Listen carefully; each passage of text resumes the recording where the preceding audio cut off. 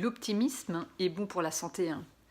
C'est un article que j'ai lu qui est paru il y a 2-3 semaines, je crois, hein, et qui explique en fait en quoi être optimiste peut effectivement, d'après les études scientifiques, être bon tout simplement pour la santé.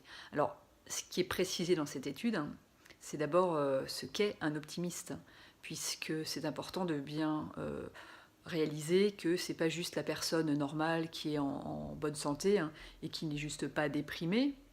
Cette personne-là, ça va être notre témoin, quoi, finalement. L'optimiste, en fait, va vraiment aller au-delà. Il va être particulièrement gai, avoir beaucoup de motivation dans son quotidien, un certain dynamisme, voir la vie en rose, en fait. C'est un état d'esprit, hein, et une sorte de positive thinking, hein, qui met dans cet état optimiste.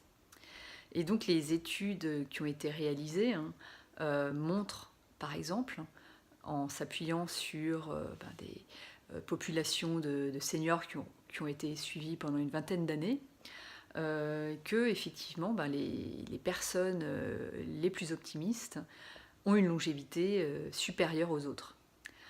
Et par ailleurs, des études menées sur des malades qui se relèvent d'une opération, par exemple, ces malades auront plus de chances de rémission et une remise sur pied plus rapide que si elles sont optimistes par rapport aux autres, en fait.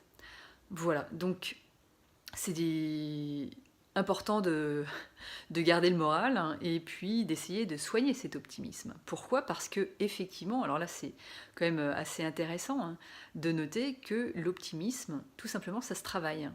Ça peut s'apprendre. C'est pas juste une caractéristique de la personne. Alors, comment ça peut se travailler? Il y a quelques petits exemples intéressants dans cet article. Par exemple, être ancré dans son quotidien et prendre conscience et noter finalement régulièrement, chaque jour, hein, les petites choses positives de sa journée, hein.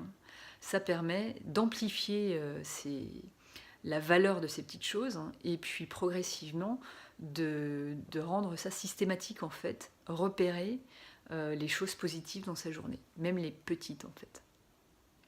Une autre chose, hein, c'est d'éviter de s'entourer que de personnes négatives et déprimées autour de soi. Ça va évidemment vous tirer vers le bas si vous êtes malheureusement dans cette situation. Alors c'est pas toujours évident de choisir son entourage, ceci dit, on peut quand même un petit peu l'influencer et passer plus de temps avec les gens positifs. Et enfin, n'oublions pas de faire des choses que l'on aime et d'être dans des activités qui nous font plaisir. Alors, un autre truc que j'ai oublié de mentionner, les scientifiques se sont posé la question de savoir s'il y avait une corrélation finalement entre optimisme et santé. Donc oui, il y en a une. Ils ont cherché à démontrer que c'était biologique, et non, en fait, il n'y a pas de lien biologique, mais il y a plutôt un lien lié au comportement, puisque finalement, une personne optimiste va avoir plus de dynamisme, plus de motivation dans son quotidien, faire des choses, aller de l'avant, et faire des choix par rapport à sa santé aussi bénéfiques. Donc par exemple, vous êtes plus enclin à faire des repas équilibrés, par exemple, à faire du sport, avoir des activités, hein. Et du coup, tout ça, évidemment, ça a un impact. C'est ça qui a un impact sur la santé. Voilà, je vous souhaite de travailler votre optimisme. Peut-être que vous l'êtes déjà.